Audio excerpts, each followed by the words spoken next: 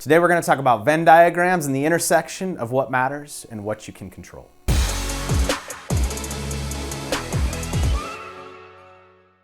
So to quote Carl Richards, real financial advice occurs at the intersection of both what matters to you and what you can control. Being that we all have a finite amount of resources, time, energy, and money, it's really important to be decisive on what we should focus on, because there are so many things that could take our energy, our time, and our attention away from where we should actually be flowing these resources into.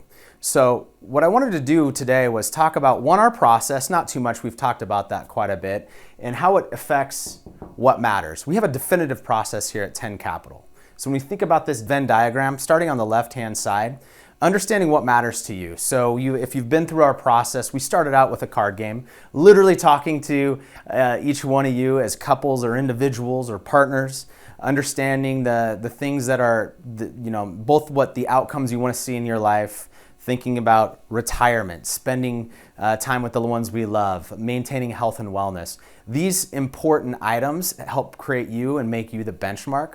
So that helps define what matters to you most. And that's more of the science behind this. We have a built out process that we've done hundreds, to be quite frank, thousands of times if we think about all of us at the team here at 10 Capital and the number of conversations that we've had with clients. But I wanted also really to focus on things that you can control today.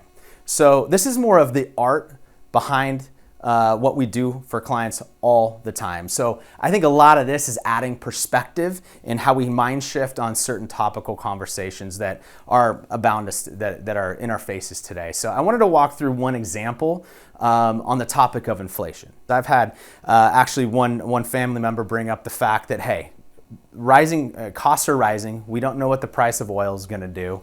There's all these crazy things going on. You start to look at the core inflation rate and how it's spiking. So the Fed Reserve is raising rates. Oh my gosh, they're going to crash the economy. We're going to go into a recession. And then the conversation and perspective starts to spiral, right? So that's this kind of one way to think about inflation. One thing that I brought to the conversation, and I hope us as a collective here try and do more often than not, in a perspective shift, is kind of walking through a logical process for thinking about inflation. While inflation is something that absolutely matters, it's definitely something that we cannot control, right? So just a quick exercise, a mental exercise, is I pulled some numbers looking at 1969, kind of the start of the modern era stock market as we know it. Dividend per share of the S&P 500 was roughly at $3.25.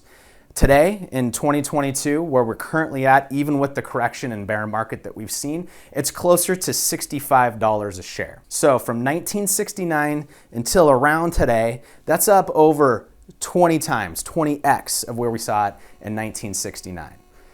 The next piece is to take a look at CPI, or core inflation. That's what the Fed's reading. That's what everybody references when we start talking about inflation numbers. If you look at the CPI gauge in 1969, it was roughly at 38.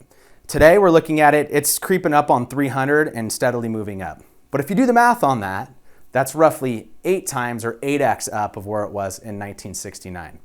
So if you think about it, just the dividend increases on the S&P 500, arguably the 500 most important companies that we know of in the world, the dividend increase has gone up roughly 12x more since 1969 than core inflation. So while in a short window right now, a short time horizon, it can be scary being on a potentially fixed income in retirement and seeing the rising costs of goods, it's more of a lumpy situation than a steady increase over time. We know that this is actually something that happens from time to time. It doesn't necessarily mean we're back into the 1970s. It doesn't necessarily mean that the world's going to end. But what it does mean is that the best inflation hedge that I can see is owning the 500 most important companies for the long haul will actually outpace the rising cost of goods. This conversation is one that I've had many times, and this is one perspective,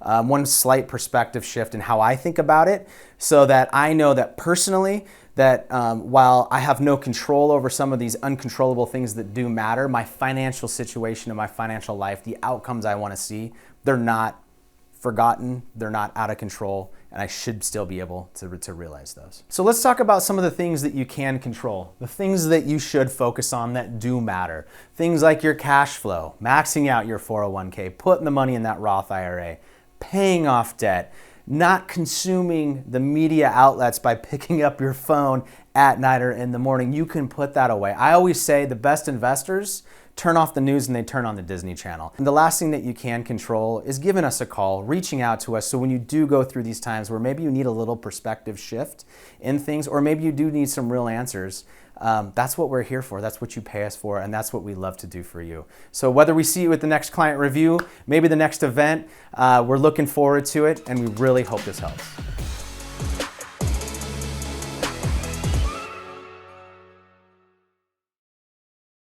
The 500 arguably most important companies in the world outpaced inflation by roughly 16x. I did the math wrong.